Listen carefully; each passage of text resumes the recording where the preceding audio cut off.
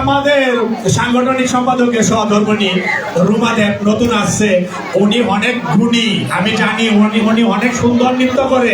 উনি চলে আসেন, আপনি আমাদের সামনে চলে আসুন।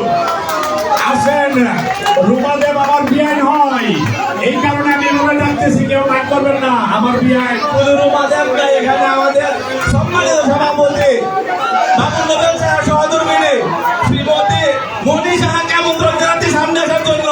প্লিজ সামনে চলে আসুন। আমরা দুই বিয়ানের সাথে নাচবে, আমরা দেখবো দুই বিয়ানের সাথে নাচবে।